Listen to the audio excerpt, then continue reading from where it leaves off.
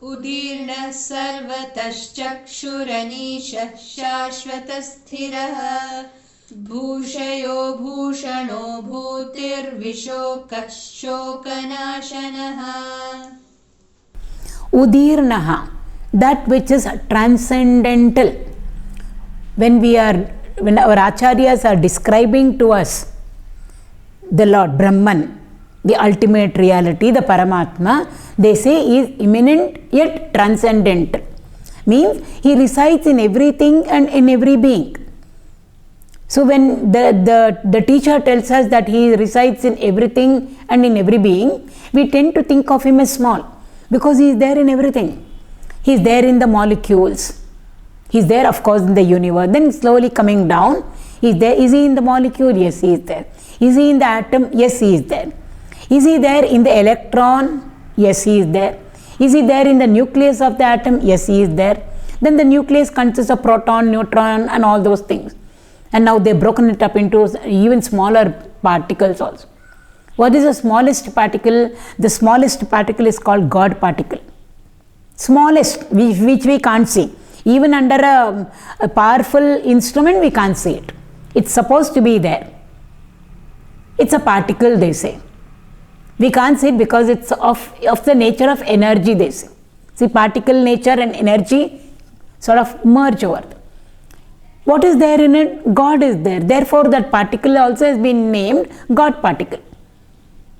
So, that is what is the meaning of immanent. It is there in everything and in every being. The smallest of the smallest, the tiniest of the tiniest also has him.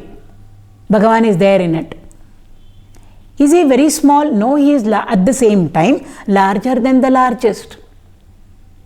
How large is he? He is so large that all the worlds are inside him. That is why he showed all the worlds to Yashoda. Krishna opened his mouth and she saw all the worlds over there. All the 14 worlds are there in his stomach, in him. Therefore, Satyabhama could not weigh him. She thought she can weigh him with her gold, with her ornaments and gold coin. But she could not. Then Narada said, how did you think that you could weigh the Lord who's got the 14 worlds in him? So he is lighter than the lightest because he is smaller than the smallest. At the same time, he is heavier than the heaviest. And he is larger than the largest, because if he is so large that everything is sitting inside him, and if all the 14 worlds are in him, he should be heavier than the heaviest. That is the meaning of transcendental. He is infinite. He is beyond all finitude.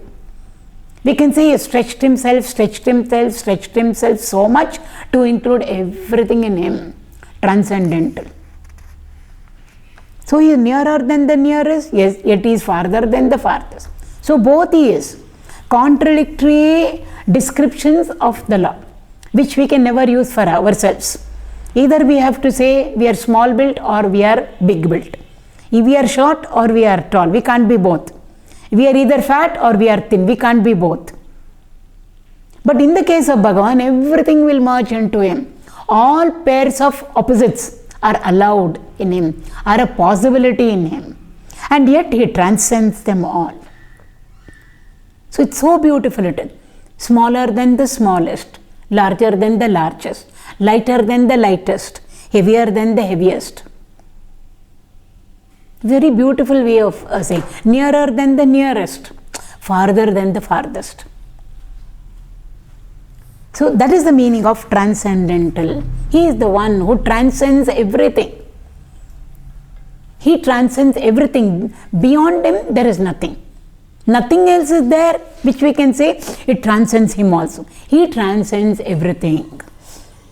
Sarvataśchakṣuranīśaḥ. Chakshu means eyes. Sarvata means one who has got eyes everywhere. One who has got eyes everywhere means he is the one who is the witness of everything. Doesn't mean that so many eyes he has got. We can't have a form or we can't have a picture of the Lord and we can't paste or paint so many eyes on him. It won't look nice at all. That is a way of saying, that's all. He's got so many hands. In the 11th chapter of the Bhagavad Gita, Vishwarupa Darshana, Krishna says, I mean, Krishna shows his Vishwarupa to Arjuna, and Arjuna is saying over there, I am seeing so many hands, I am seeing so many legs, I am seeing so many faces, so many mouths, so many shoulders, so many stomachs, so many legs. So it can't be possible biologically at all. It only means the power and the strength and the vitality behind all hands is his. So when our hands are working, his hands are working. He is identifying himself with all our hands. A businessman will do it. I am laying off a few hands. They say that means I am taking away some people from their job. He is identifying himself with his employees, with their hands, and he says, I am laying off some hands. I am taking in a few hands. Means he is going to appoint some more people, take in some more people. But he uses the word hands over there, which means he is identifying himself with the hands of his workers. So it's just a way of saying it. So when we say all hands are his, it means the strength and the capacity and the ability and the capability of all our hands is nothing but his. If he is not gracing our hands cannot do anything. Similarly with the legs, similarly with the eyes, face, mouth, etc., stomach. Bhagavan is identifying himself with all that. So if he eats and if he is happy, satisfied, the whole world is satisfied. So over here, eyes. So sarvataśchakṣuranīśaḥ means one who has got eyes everywhere. If a person has got eyes everywhere, then he can see everything that is happening simultaneously, which is not possible for all of us. I wish I could keep an eye on my boss, people say, or I wish I could keep an eye on my workers, but I can't. I'm sitting over there in the office. Means I can see them all. So sarvataśchakṣuranīśaḥ means one who can see everything. Nothing escapes his vision. Very often we say the Lord is which means he is a witness of everything. He sees everything. So we say he is sarvataśchakṣuranīśaḥ, he is the eternal witness, ultimate witness, he sees everything, but still we do all the wrong thing, hoping that Bhagavan would not have seen it. Which means we have not understood what the Nama means in spirit, in essence. The Tattva we have not understood. We know the word meaning, that's all. So sarvataśchakṣuranīśaḥ is.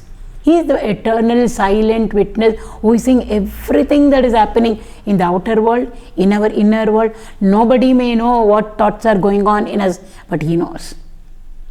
That is one meaning. Another meaning is he is the power of vision behind all our eyes. Otherwise our eyes will not function. Sarvataśchakṣuranīśaḥ. All our eyes are seeing because of the power of vision. If that power of vision is not there behind our pair of physical eyes, we wouldn't be able to see. Another person will say, no, her eyes are so beautiful, or his eyes are so beautiful.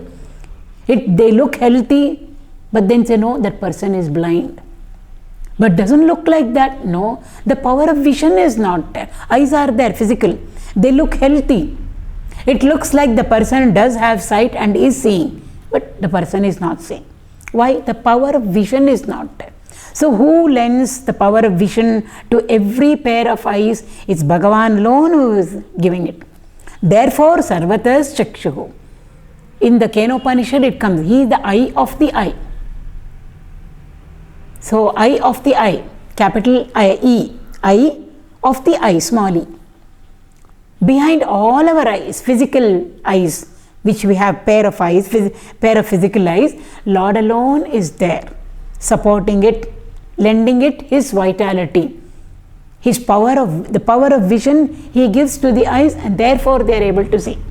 Similarly for all our organs and for all our limbs. So therefore sarvataśchakṣuranīśaḥ. He is the one. Therefore when we see, he alone sees. He sees and therefore we are seeing. If he does not see, we will not see. Adu Dasaru again writes, Noduva nota ninnadayya, he says. Mean, Noduva nota, that what I am seeing is not mine. but it is yours. Why?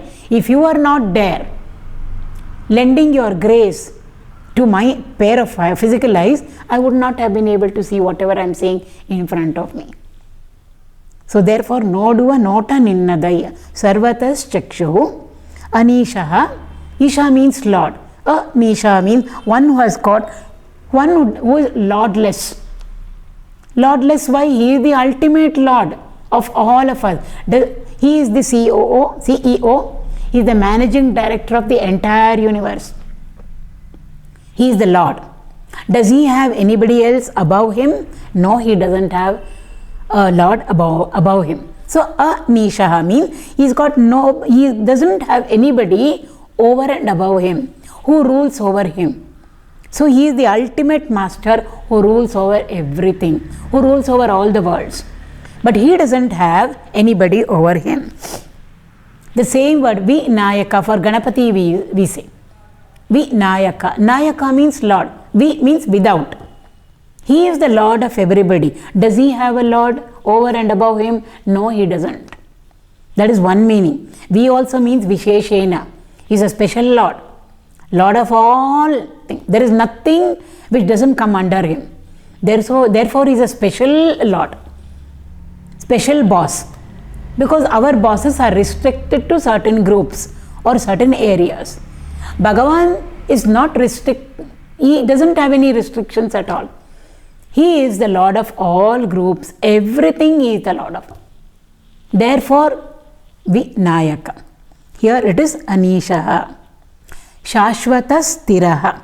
This again, the meaning of this nama has come earlier also. Only the name is different. These words have already come earlier also. Śāśvata means eternal, permanent. Sthira means stable, which never ever changes. Bhagavan is one who never ever changes. He is always there. It is on him that everything is happening. If there is a drama happening or a dance concert happening, or a program happening, the stage should be stable.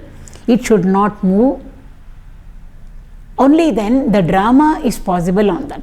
If the stage also starts to move, we will never be able to see whatever we wanted to see. Or the best example is the screen in the theatre. The screen has to be always there. And also it should be stable. It should not be moving. Only then on it, the play of light and shade can be projected, and then we will get the concept of whatever we wanted to see. So like that, similarly Bhagavan also is the foundation, the substratum. They call it as adhisthana, which is eternal. Eternal means it was, it is, and it shall continue to be always. And also it is stable, never ever it changes. It is permanent. On this, everything is happening. Things come and go. People come and go. Everything, plant kingdom, animal kingdom, the human kingdom, and all our dramas of life, everything gets played out. We come, we play out, and then we go. Somebody else comes. They play their roles and then they go away. What is the stage or the platform on which all these things are happening? It's all happening only on him or in him. Just like since time immemorial, waves have been rising in what? In the ocean only. They can't rise on the sand beach. So waves were rising in the past also in the ocean. They continue to rise even now in the ocean. And they will continue to rise even in the future in the ocean. And also they rise in the ocean, exist in the ocean, and disappear back into the ocean. That is the meaning of śāśvatasthiraḥ. Eternal it is. Śāśvata means always is there. Never ever it can be denied. Never. And stable, sthira, always there, always available. It doesn't come in and go away. Means it doesn't belong to the realm of change. So changeless, eternal, permanent factor is this ultimate reality which we call as Brahman, which is being identified with Vishnu form over here in the Vishnu Sahasranama. So śāśvataḥ sthiraḥ is over. The next Nama of the Lord, bhūṣayō. Shaya means to sleep in, to recline on. So, on what is the Lord reclining on or resting on? Bhū. Bhū means Mother Earth. So, bhūṣayō means one who is resting on Mother Earth. This refers to Sri Rama Avatara, when the Vanaras, when Rama and Lakshmana along with the Vanara Sainya, they reach the tip of Bharat. They have to cross the ocean now to reach Lanka. Only then Rama can fight with Ravana and get back Sita. So Hanumanji flew across the ocean, but everybody cannot fly across the ocean. And the Lord is in Manava Avatar. So those limitations are there. He will conduct himself like a human being, and human beings cannot fly across the ocean in the air. So therefore he requests the Lord of the ocean, Sagara, to give him and his entire army way, so that they can go from this side to the other side. So we are told in the Ramayana, in the Valmiki Ramayana, it is said that the Lord reclined himself, lay down himself on the ground, and not on the bare ground. Darbha grass was spread over there, and he lied down on it, and he requested, or rather it's like invoking Sagar, the deity presiding over the ocean, to give them path. So 3 days the Lord is supposed to have rested on the earth or reclined over there. Darbha Shayana is also called. The Lord who is resting on Darbha grass, or the Lord who is resting on Mother Earth, bhūṣayō.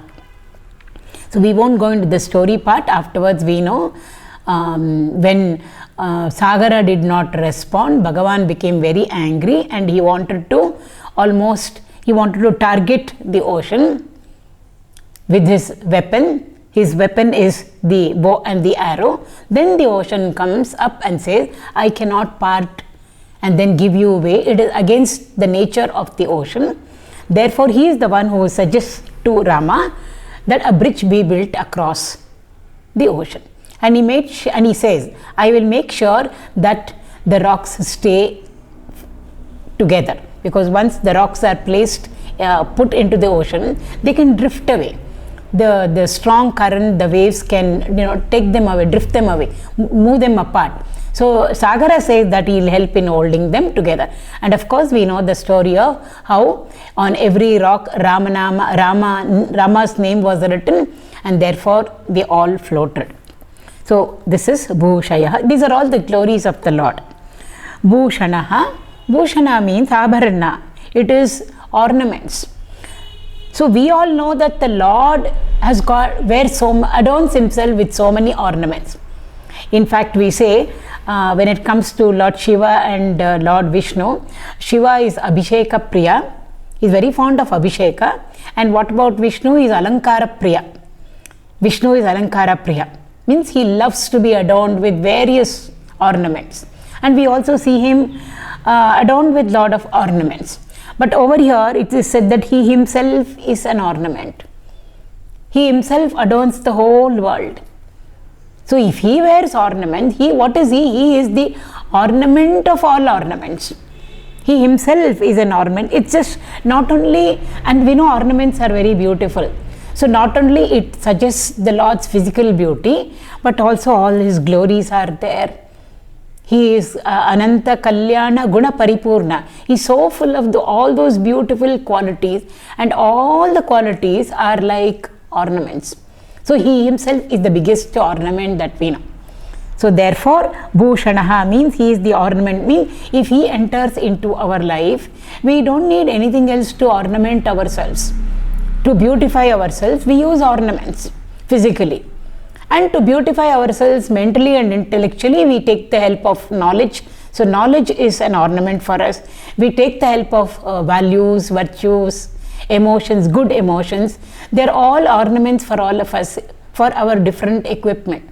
But if the Lord comes into our life, he is the best ornament that we have. Hariya Shri Mudra Yenage Abharana Vayitu, Dasaru says. The very mudra, the very symbol Shri of the Lord is my abharana. So Bhagavan becomes an ornament for all of us. There are very many beautiful songs wherein Lord himself is considered as an ornament. Purandaradasaru in one of his songs says, Muttu kolliro, Janaru Muttu kolliro. Muttu means pearls. So he's saying over there, come on, everybody buy over there. It's like in the market, everybody calls out the names of the fruit, the names of the vegetables, and invite us to come and buy at their counter. Similarly, over here, Dasaru is saying, come everybody, buy. What should we buy? Buy this very precious, rare, unique pearl. What is that pearl? Krishna Nemba Ani Muttu, he said. It's not an ordinary pearl at all. It's a very beautiful, rare, unique pearl. So why don't you come and buy it? He says, and very nicely he says, it is not a pearl which we can fix it up on a ring and keep it on our nose. It can't be worn around our neck or around our hands. This is a different type of a pearl, muttu. You can't transact it like how we transact other things, like how we would transact food, raw material, provision. We cannot put a price tag for this pearl. It's a very, very unique. Krishna Nemba Ani Muttu, he says. So why don't you come and buy this? It's buy in quotes over there, which means the Lord should come into our lives. Rama Ratna, Mirabai says. Rama is the very rare Ratna. Hanumanji is, if Ramayana can be considered as a beautiful chain, every character that comes in the Ramayana is like a gem over there. All the beautiful characters that come in the Ramayana are all Ratnas, different types of gems, over precious gems. Starting from Rama and Sita and Bharata and Shatrughna and Lakshmana, all of them. Vibhishana, Hanumanji, all. But amongst all of them, just like we all wear a chain, and then the chain will have a main pendant. Other gems may be there on the left side and the right side of the main pendant, but in the main pendant we have a big gem over there which will stand out. So in the Ramayana, what is the main gem over there? Ratna. It is not Rama, it is not Sita, but it is Hanumanji, is what Valmiki says. So if Ramayana can be considered as a Mahamala, big chain or a necklace, the Hanumanji is the Ratna over there. So Lord is always likened to a gem over there. Means when the Lord comes into our life, our lives will become so beautiful. So Bhūṣaṇā, that is one song, Muttu Kolliro. Annamacharya has written a very beautiful song. In Telugu it is. He's one of the great, he's also a music composer. He also is a contemporary of Purandaradasaru. But he is from Andhra. And he has dedicated all his songs to Tirupati Venkataramaṇa Swami, Srinivasa, residing on the Tirumala hills. So he's written a very beautiful song. It starts with Muddugare Yashoda. So Yashoda's son, who is a Krishna. And Krishna is likened to the 9 gems in that song. We know we have got Navaratnas, 9 types of gems. Diamond is there, coral is there, pearl is there, yellow sapphire is there, blue sapphire is there. So many, 9 of them are there. Green emerald is there. So there are 9 gems. Many people wear a ring wherein there are 9 stones. They go to the astrologer and then find out, and then they prescribe or that recommend that you wear a ring with the 9 gems, Navaratna. We can even have a pendant with 9 gems also. So Annamacharya says all the 9 gems are this Krishna playing around in the courtyard of Yashoda. He says in the courtyard of Yashoda there is a beautiful pearl playing around. Pearl is very, very pleasing to the eye. And it suits everything. Any ornament and any other type of gem, pearl will beautifully align itself. So he likens Krishna running around in the courtyard of Yashoda as a muttu. Muttu means pearl over there. Like that, he beautifully, he likens Krishna to the various 9 gems or the Navaratnas. When he was still small, from Vrindavan he went to Mathura. And then what did he do? He killed 𝐾𝐻𝐿. 𝐾𝐻𝐿 is not an ordinary person at all. He is very powerful, he is very mighty. He had strong wrestler. He himself was a great wrestler. In fact, he thought, how can a small child kill me? So therefore, but the Lord with one blow with his fist killed 𝐾𝐻𝐿. So there Annamacharya likens Krishna to a diamond. Diamond is the most hardest known substance. In fact, when they want to drill holes in rocks, they use diamond tips. Diamond is very, very hard. So Bhagavan gave such a knock to 𝐾𝐻𝐿 that he died. A small boy of, let's say, some 12 or 13-year-old boy he was when he reached Mathura. And with one blow with his fist, he killed 𝐾𝐻𝐿. What a blow it must be! It must be very deadly. It must be very hard. So there Annamacharya likens Krishna to a diamond. Hanumanji, we call him Bajranga Bali. Bali means one who is very, very strong. Anga means limbs. Bajra, where they use ba, we all use va. So Bajranga Bali can be Vajra Anga Bali. Means every part of him, every limb of him, how is it? It is like diamond. Here we are talking about Hanumanji's might and power over there, but still related to gems. So therefore, bhūṣaṇah, Lord is the most beautiful ornament or jewel that we can possess in our lives. In fact, if that jewel comes into our life, we have got all the nidhi with us, all the wealth. 𝐶 Swami writes very beautifully. Again, saint, composer, so many, he is one of the Carnatic music trinities. Tyagaraja Swami, Muthuswami Dikshitar and Shyama Shastri. These are the 3, we call them as the Carnatic music trinity. Of them, Tyagaraja Swami, when they were not at all well off financially. They were not rich. So the king of the place, he wanted Tyagaraja Swami to become the Asthana court musician, because he was so good in his music. He would compose such beautiful kirtans on Rama and other gods, deities. So he requests Tyagaraja Swami to come and become his court musician. It's an honor for the king. And the king sends a messenger, an appropriate messenger, to invite him to become the court musician. And when he sends him, they never send anybody empty-handed. So one big golden plate of beautiful silken robes, plates of gold coins, another plate of precious stones, another plate of ornaments, all of them reach Tyagaraja Swami's house. His brother is waiting for Tyagaraja. He is not there. He has gone for his Bhikshavritti, and the brother of Tyagaraja Swami sees all this and he is so happy. He is just waiting for his brother to come, and now their lives are going to be all well settled. So he is waiting, and Tyagaraja Swami comes over there and sees all these things, this paraphernalia in his house, and very, very humbly, gently, respectfully, he rejects it all. He says he has no desire to become the court musician of the king over there. So he says, please take them all away. And then he has composed a song for that occasion. He says, Nidhi Chala Sukama, Ramuni Sannidhi Sukama. So it's in Telugu. So he is asking his own mind, come on mind, tell me the truth. Nidhi Chala Sukama. Is this material wealth, does this give you real happiness?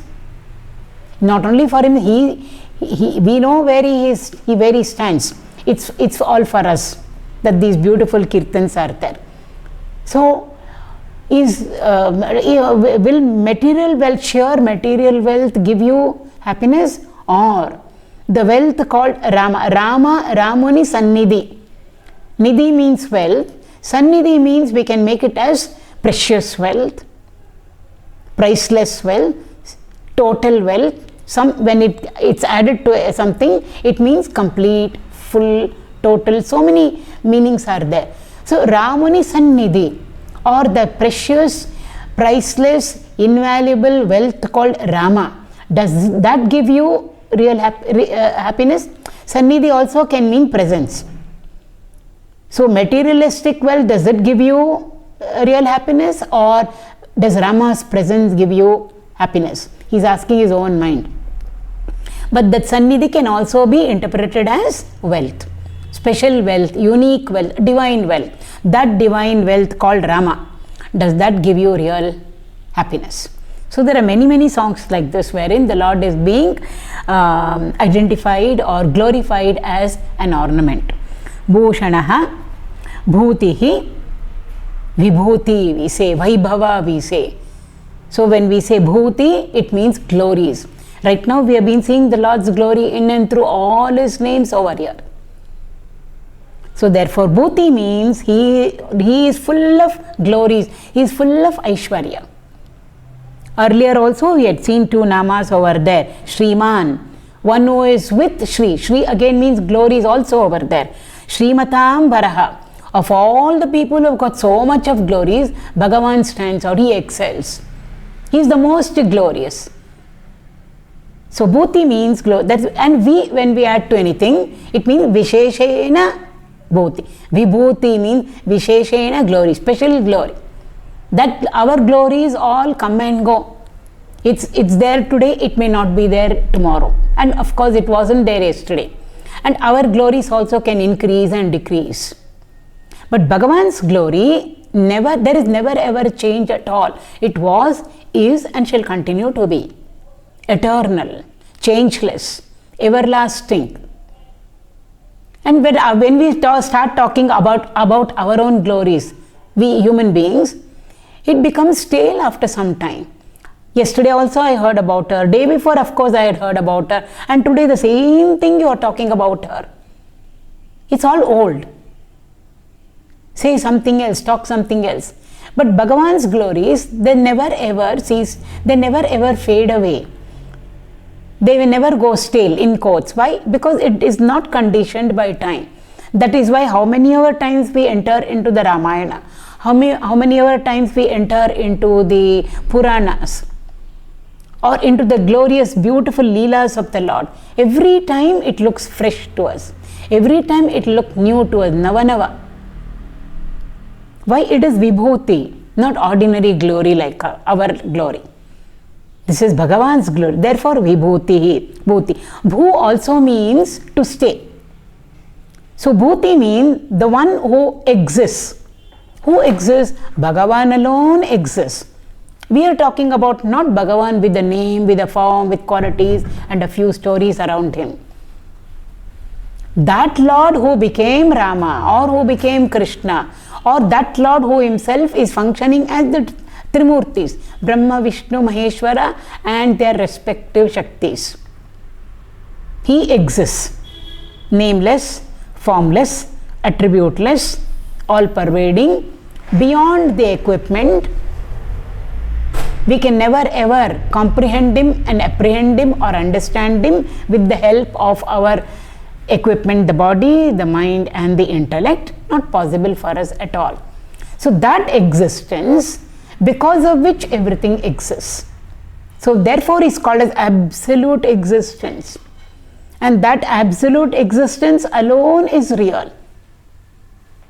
And what is the definition of real? What is the meaning of real?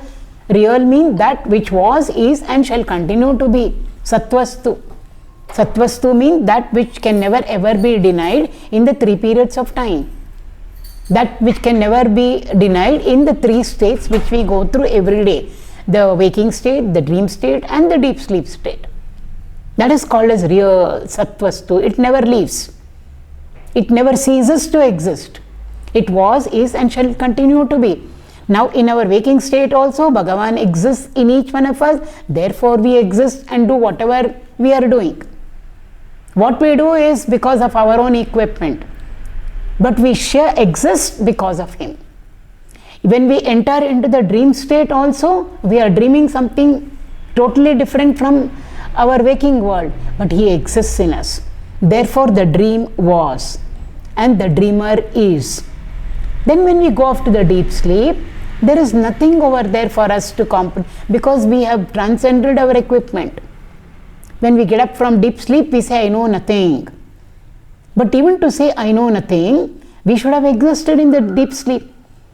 If we did not exist, then how did we get back to the waking state? So though we were cut off from the world of things and being, though we were not transacting with our equipment, outer or inner, like in the waking and the dream state, but still we were there in the deep sleep state. How did we exist over there? Because the equipment were all resting, we were not even conscious of it. Something was there existing, and because that existed, we continue to exist. So therefore that is called as bhūtihi. It is called as, in English, the best way of interpreting this is the beingness.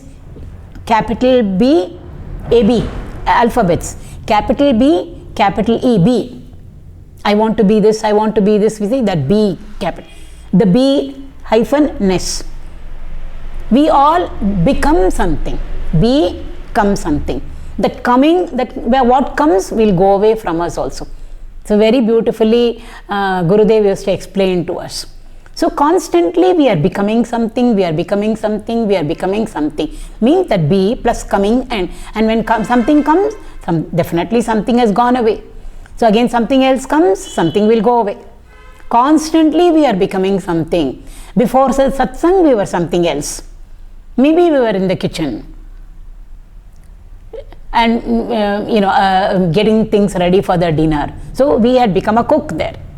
Then we became a satsangi. Right now we are all satsangis. So we have become a satsangi now. The role has changed. I mean, the role changes, everything changes. And then after the class, we will become something else. It depends on what is our priority.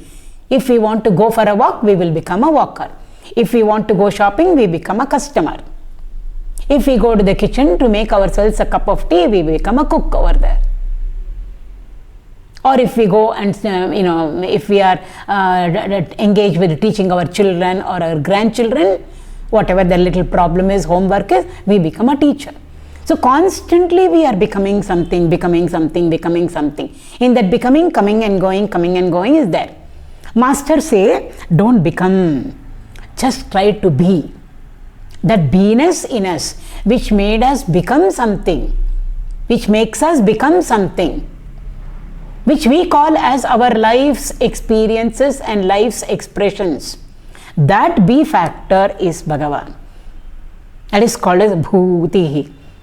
He is that absolute existence, absolute, not relative. Relative existence means changing. We are changing our role. Becoming something, becoming something, becoming something. That becoming something is samsari. So they say, don't become anything, just try to be. Just try to be. Means absolutely we are pushed away all that coming and going from us. If we can do that, we will be identified with the Lord in us. And in intense meditative, this thing, when a person reaches those higher levels or higher altitudes of meditation, the meditator and the meditated become one.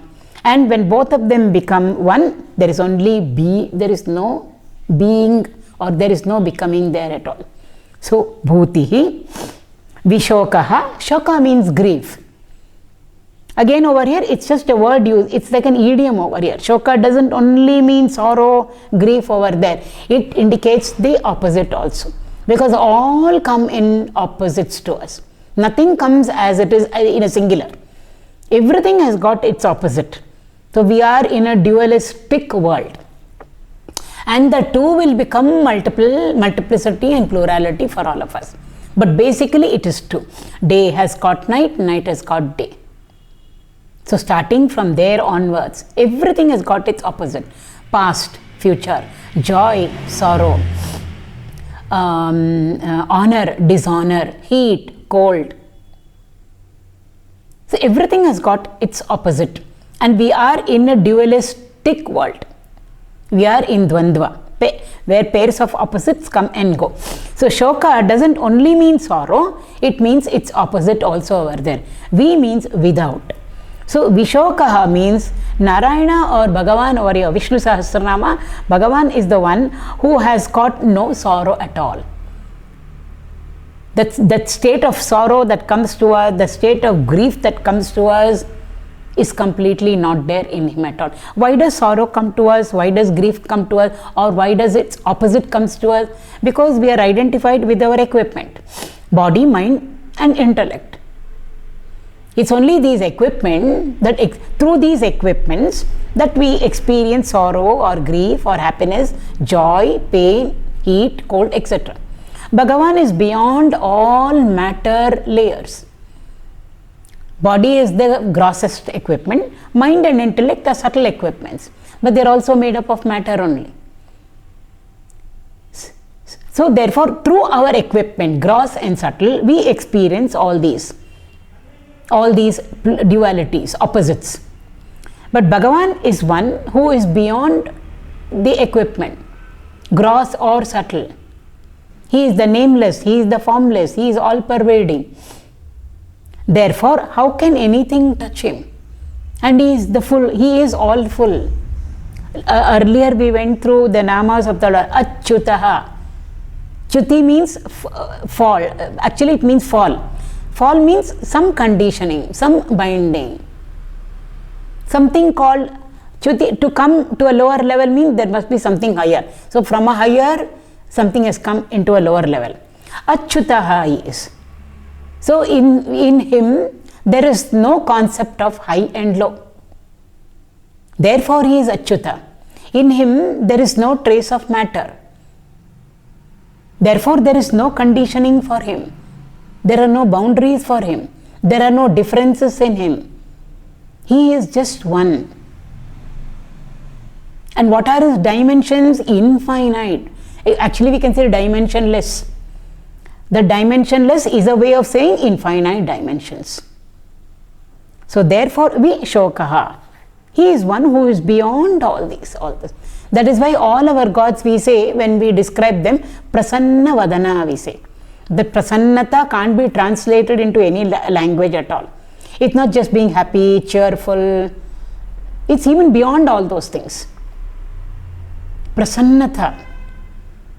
When we are happy, we will be jumping around in a different way, not how we are when we are sad. But this is prasannata, calmness.